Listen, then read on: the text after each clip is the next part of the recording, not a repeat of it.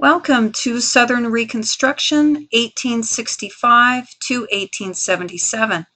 This is Melinda Klein. The Civil War changed the United States more deeply than any other event in the 19th century. Indeed, perhaps in all of American history. The conflict brought the deaths of more than 625 soldiers, the equivalent of 5 million people today, and nearly as many as have died in all other American wars combined. The men who had previously been wounded and disfigured would haunt the United States for generations to come, reminders of a horrific war. Children on both sides would grow up without fathers, and many young women would never fight husbands. The war, despite the blessings of the Union and the freedom it brought, also brought a steep price in political order and society in general. The Civil War saw bitter rioting in the streets. It saw political parties arguing over the very future of the nation. And it saw the first assassination of a president. This lecture contains the elements after the Civil War, the problems, as mentioned here, of transitioning to wage labor, rebuilding the economy, and of course efforts by blacks, now free, 4 million of them strong, in efforts to find an American society for themselves. Only Union success by 1864 on the battlefield permitted Lincoln's re-election. The end of the fighting by 1865 saw a shift in the South as people struggled to determine what freedom would mean. For black Southerners, the goal was autonomy and respect. For white Northerners, the goal was to reconstruct the South in an idealized image of the North. For white Southerners, the goal was to resurrect the power that they had held before the war, especially the power over black people in their midst. The physical and economic condition of the South depressed the spirits of most white people. Hundreds of miles of railroad track had been ripped up, probably 2/3 of the entire Southern network. Factories and machinery had been demolished. Livestock, especially horses, mules, cattle, and hogs, mostly had disappeared. What property remained had been confiscated by the Union Army, most notably 5 million bales of cotton, which must have added to the thousands of bales destroyed by the Confederates during the war to keep it from falling into enemy hands. In all, tens of billions of dollars worth of property, not even counting slaves, had been confiscated or destroyed. The modern dollar value of the losses in the South could be measured in hundreds of billions. Replacing or rebuilding all of this seemed like a life's work, nearly impossible to comprehend. Ex-Confederates also feared the end of slavery.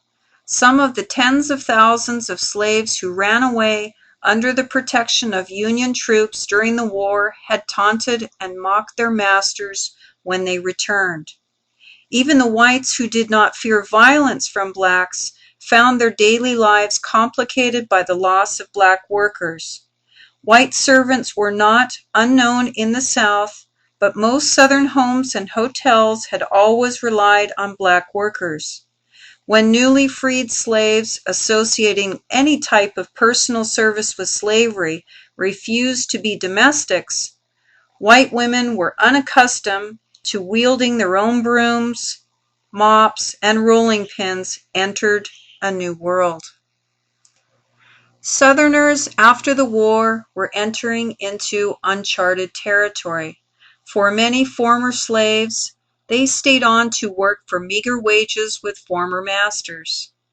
But two reactions created a pattern of movement, some to towns, living in substandard living conditions, and others staying on in plantations.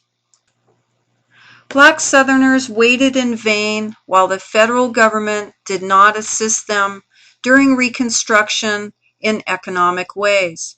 However, at the grassroots level, churches, schools, and political clubs now took up the activities of Southern blacks. However, many blacks were unhappy with substandard housing, lack of adult education, and opportunities for new types of jobs not previously open to them under slavery. The Freedmen's Bureau, created by Congress in 1865, had many roles. In the beginning, it provided food for freed slaves, found them housing, and medical aid to refugees. It also tried to connect families back together. After the war, new conditions arose. Its main job was setting up work opportunities and supervising labor contracts. By the end of 1865, more than 90,000 former slaves were enrolled as students in public schools.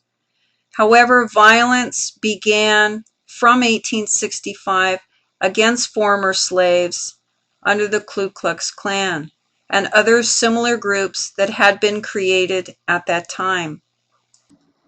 Black politicians were more successful at the local levels as mayors, sheriffs, justices of the peace, town councilmen, and county supervisors.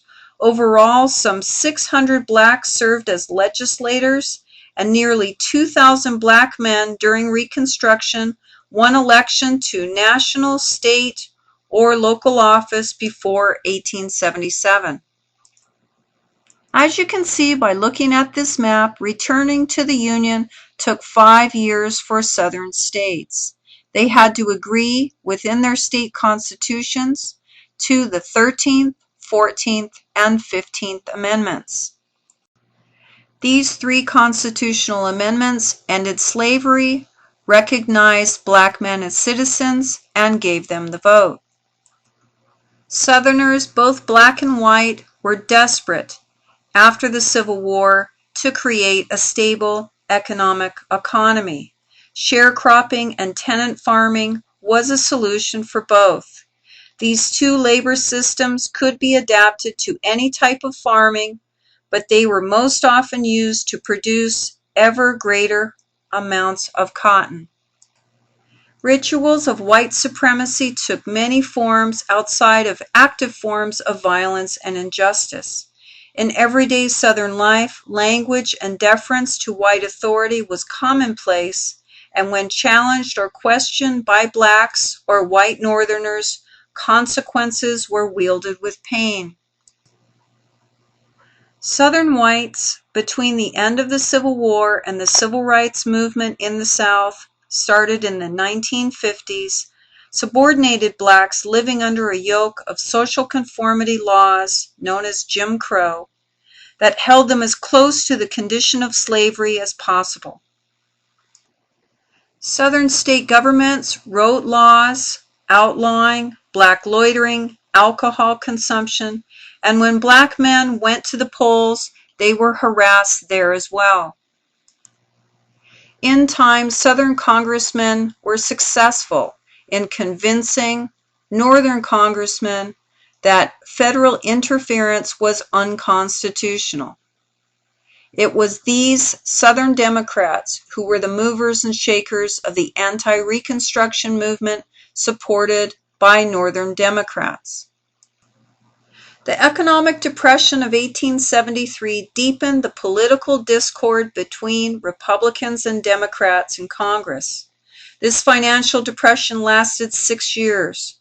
Over-speculation of rebuilding the Southern economy was blamed for the national economic stresses. Reconstruction had to go. The Compromise of 1876 and President Hayes brought an end to Reconstruction by 1877.